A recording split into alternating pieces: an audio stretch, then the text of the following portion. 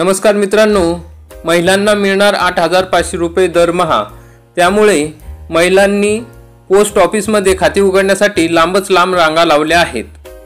तर मग 8,500 रुपये कसे मिळणार आहेत आणि ते कधी मिळणार आहेत आणि महिलांनी पोस्ट ऑफिसमध्ये बँक खाते उघडण्यासाठी का रांगा लावल्या आहेत याविषयी सविस्तर माहिती या व्हिडिओमध्ये बघणार आहोत।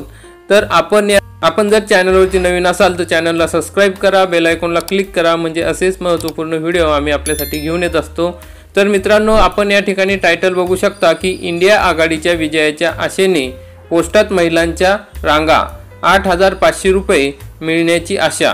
नेहमी रिकामी राहणारी पोस्ट ऑफिसेस सध्या गजबजून गेली आहेत। इंडिया पोस्ट पेमेंट बँक खाते उघडण्यासाठी महिलांची अभूतपूर्व अशी गर्दी सध्या होत आहे। पोस्ट ऑफिसमध्ये खाते उघडण्यासाठी येणाऱ्या महिलांना आशा आहे की लोकसभा निवडणुकीतील विजयानंतर इंडिया आघाडीचे सरकार केंद्रात सत्तेवर आले तर त्यांच्या खात्यात दरमहा 8,500 रुपये जमा होतील। सध्या लोकसभा निवडणुका सुरू आहेत, मात्र पोस्ट ऑफिसमध्ये खाते उघडण्यासाठी महिला लांबच लांब रांगा लावून उभ्या आहेत।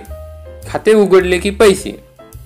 पोस्ट ऑफिसमध्ये खाते उघडण्यासाठी आलेल्या एका महिलेने सांगितले की ती सकाळीच रांगेत उभी होती। दुसऱ्या महिलेने सांगितले की ती तिच्या भागातील प्रत्येक जण खाते उघडल्यापासून पैसे येण्यास सुरुवात होईल असे सांगत आहे, म्हणून ती देखील खाते उघडण्यासाठी आली आहे।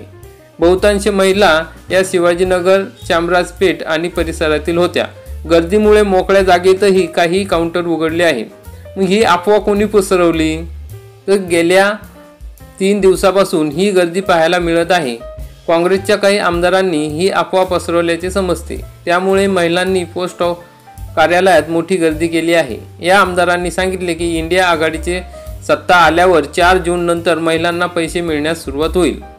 काँग्रेसने केंद्रात सत्ता आल्यावर महालक्ष्मी योजना सुरू करण्याचे आश्वासन दिले आहे, ज्या अंतर्गत दारिद्र्यरेषेखालील कुटुंब प्रमुखांच्या खात्यात 8,500 रुपये थेट जमा केले जातील। मग टपाल विभाग त्यांच्या खात्यात 2,000 रुपये किंवा 8,500 रुपये जमा करेल। या विश्वासाने लोक खाती उघडण्यासाठी येत आहेत, मात्र हे खाते ऑनलाईन व्यवहार किंवा थेट लाभ योजनेसाठी वापरले जाऊ शकते, असे HM म्हणजेच मुख्य पोस्ट मास्टर GPO पंगरुळ यांनी सांगितले आहे।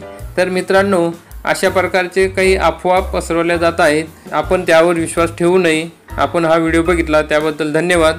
व्हिडिओला लाईक करा, चॅनलला सबस्क्राइब करा, बेल आयकॉनला क्लिक करा।